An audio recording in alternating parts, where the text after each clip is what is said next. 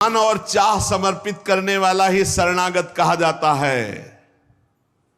जो मन और चाह को समर्पित नहीं किए वो अशांति ही अशांति है, कभी स्वप्न में भी शांति नहीं मिल सकती। जिसने मन और चाह भगवान में समर्पित कर दिया वो शांति ही शांति है।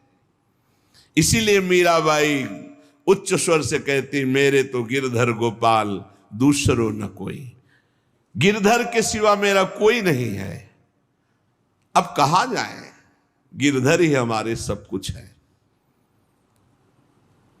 जिसके हृदय में गिरधर के सिवा कोई नहीं, उसकी पहचान है। उसका हृदय कभी दुखी नहीं हो सकता, कभी जलेगा नहीं, कभी संताप नहीं, कभी ईर्ष्या नहीं, कभी अशांति नहीं, कभी कोई विकार नहीं। सट विकार जित अनघ अकामा। भगवान में जुड़ने से अद्भुत स्थिति आती है। भगवान के शरण में जो हो गया उसके समान कोई संत नहीं। एक विलक्षण बात, भगवान के जो सर्वथा शरण हो गए हैं, भगवान का अवतार उनके हृदय में हो जाता है, भगवान अवतरित हो जाते हैं। कारण कि उसने सर्वस्व भगवान को समर्पित कर दिया। कितने मौज की बात है, जब हम भगवान के हो जाते हैं तो हम भक्त कहलाते हैं, भगवान के दास कहलाते हैं। और लोग इस बात से शर्मिंदा होते हैं।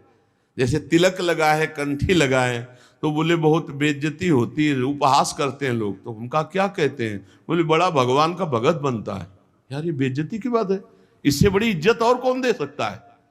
इससे बड़ी इज्जत कौन दे सकता? सीधे हमारा भगवान से संबंध। लेकिन आपने भगवान को अपना माना नहीं, इसलिए नहीं तो नाचने का मन हो जाएगा जब दूसरे कहे बड़ा भगवान का भगत बनता है। तो बड़ा तो है ही, क्योंकि बड़े के हो गए हैं तो बड़े के भगत है।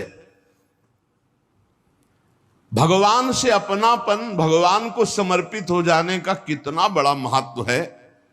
भरत जी महाराज जब चित्रकूट जा रहे हैं तो वहां श्रृंगवेरपुर पहुंचे।